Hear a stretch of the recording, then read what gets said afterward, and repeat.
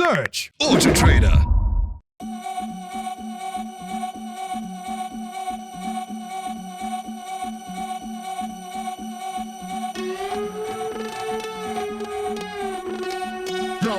Get the speaker box loud, hitting that stuff till you hearing that sound.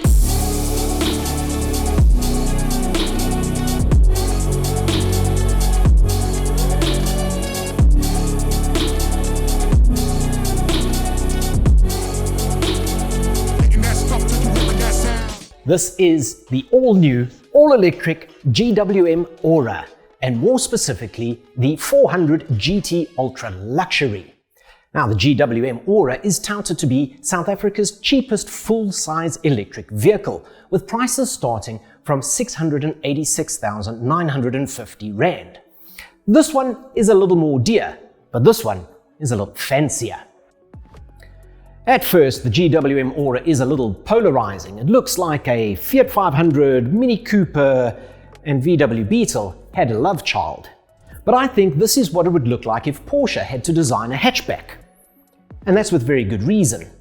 This vehicle was designed by Emmanuel Darter, and Emmanuel Darter used to work for Porsche Design Studio. So it makes sense that there's a couple of styling cues that have been carried over. This is his design language. GWM doesn't mind spending money on talent. They've got no problem hiring some of the best engineers and designers in the world. They've scalped some of the best from Mercedes-AMG, BMW M Division, and even Jaguar Land Rover. Haven't you ever wondered why some of those Hovals look achingly similar to Range Rovers? Now you know. It's the headlights that you notice first. They're circular in design and have this chrome bezel around them, very reminiscent of the Mini Cooper. They're full automatic LED items and have an auto high beam function as well. And they fall here in these lovely blister arches. The bonnet dips down in the center here because, well, there's no engine and the electric motor is rather compact. It rests here under the bonnet, but they've still given it two power bulges here, which is a rather racy touch. Because the bonnet drops away like that, visibility out over onto the road is fantastic and it's not a difficult car to park whatsoever. In fact, it does have a 360-degree camera that is going to give you an augmented reality view of the car and of the parking space. Really, really easy to park. Handy little feature that. I do like the front bumper of the GT. It's very racy and it's got some functional aero as well. So these vents over here feed air curtains that direct air away from the turbulent wheel wells. This improves the aerodynamic drag and reduces the consumption, electric consumption. Makes it more efficient. The lower section, well, that's also pretty racy and it's got this red stripe in it that's got GT emblazoned on it. My only criticism is that they've used a fake carbon fiber finish on it. Looks great from a distance, but as soon as you get up close, then you realize it's not the real deal. Overall, the longer you look at it, the better it gets. The entire GWM ORA range rolls on 18-inch alloy wheels, but it's the GT that gets this flash set with a two-tone finish and some red detailing on the inside. The brake calipers are also painted in red for that racy approach, and that theme continues when you take a look at the GT badge here in the rear wing and also the insides of this hatch spoiler. Down at the bottom in the diffuser, some more red elements and of course some more of that fake carbon fiber plastic cladding. The back end looks a little bit bulbous and it reminds me of the Nissan Tida, for those of you that can remember it. And that's largely because there are no tail lights here. The tail lights are instead housed up here in the glass, LED units. It's the one angle that takes the most getting used to when you look at the ORA, but after a while, you learn to appreciate it. It is rather good looking. When it comes to cargo space, the GWM ORA is simply adequate. 228 liters doesn't quite rival the competition here. You are going to get standard luggage in here, but some of the space is taken up by the fire extinguisher and your charging cable. You can get 858 liters if you fold those front seats forward, but with a full complement of adults, well, you're not going to get all their luggage in. What you do get from the electronic tailgate is hands-free operation.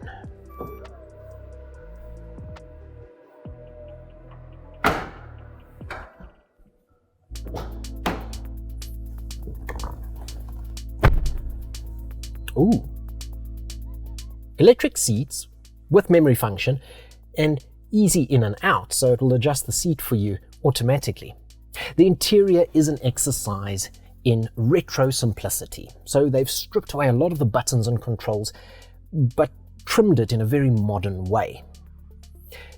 The overall design theme is one of horizontal lines to create the impression of width, so you get this long air vent here through the center, finished off in satin and chrome. Nice little bit of bright work. The dashboard has this brake line in it, where on the GT models you get the red and then the black or charcoaly color. And the material is a wonderful artificial leathery suede finish. The raised stitching is beautiful, and you get the same sort of treatment here on the steering wheel. Also, artificial leather with a two-tone arrangement. It is a two-spoke steering wheel. It has touch and haptic controls on either spoke, this side controlling the digital driver's display, and this side controlling the 10.25-inch infotainment system that has Android Auto and Apple CarPlay. Takes a little bit of getting used to the user interface if you're not using your phone mirroring, and my biggest gripe is that there's no physical volume control. I'd like a rotary button down here somewhere. You can only control it through the touch panel on the steering wheel, or by swiping and swiping on the screen, which also means you need to lean forward in a typical driving position. So that's less than ideal. What you do get that's rotary though is this gear selector and no start button, because as soon as you climb in the vehicle, it's on, it's running, operational. Turn it to the right for drive, turn it to the left for reverse, and push the button in the center for park. You've also got an electronic park brake and your auto hold brake. It has wireless charging and a couple of storage places. There's also USB outlets, one that will connect through a tethered connection for Android Auto and Apple CarPlay, and one just for charging. There's also a cigarette lighter outlet here. The air conditioning controls and the climate control, and its dual zone climate control in the ORA 400, is very retro styled with toggle switches and these protector bars on them, finished off in a bright chrome. That's a lovely little retro touch. I'm a big fan of that. Overall, the trimmings are fantastic. The door cards are a little plasticky in places, but that you need to, make contact with feels really good. The ergonomics are a little bit of a miss for me. It feels like the pedals are too close and the steering wheel too far away, despite the fact that I've got it adjusted all the way out on its telescopic adjustment. And if I put the backrest a little more upright to give my arms the length that I need, then I feel like I'm sitting a little too upright. But that's just my body shape. The upholstery is beautiful. The fit and finish and the build quality is really, really befitting of a vehicle in this price range. And the space is generous, even in the back there, where you've got ample legroom and ample shoulder room. Headroom is a little tight with the pillar, but for average adults, that's not a problem. But where the ORA genuinely shines is out on the road. This ORA 400 GT uses a single motor and powers the front wheels. There's no gearbox either, or gearbox to speak of. It's pretty much direct drive, a single speed. That means that there are only two pedals, an accelerator and a brake. But the ORA 400 GT does have regenerative braking, so you can do single pedal driving. That's unless it is fully charged. Because if it's fully charged, then there's no need for regen, which means you need to use the brakes a little more, so be careful of that when you do drive your ORA 400. This electric motor produces 126 kilowatts, 250 newton meters of torque, and that's quite a bit.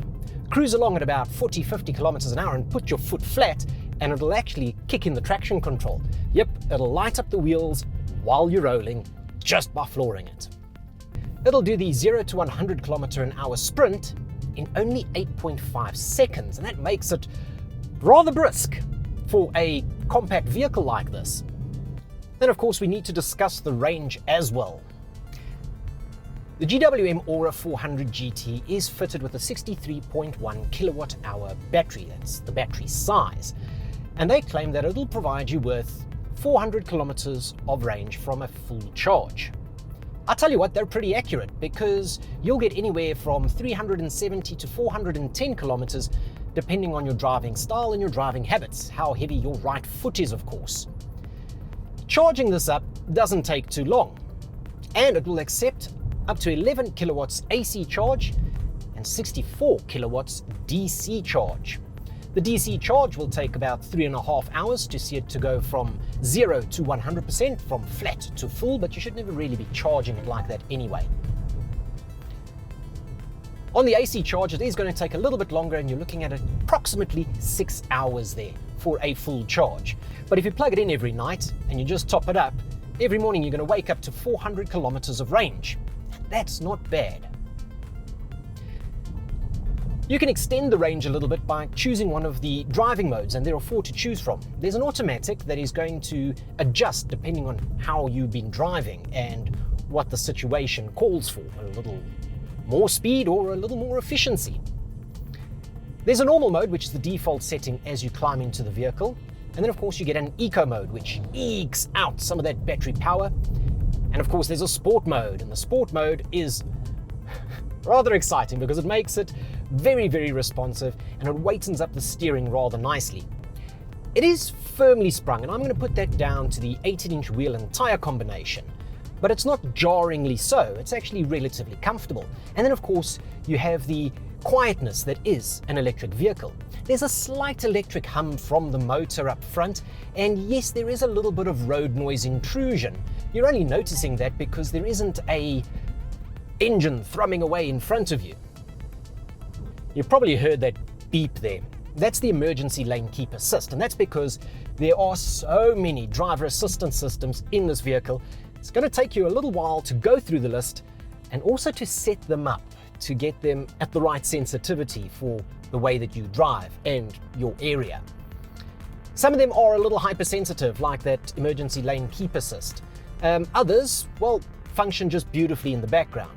You've got things like front and rear cross traffic alerts.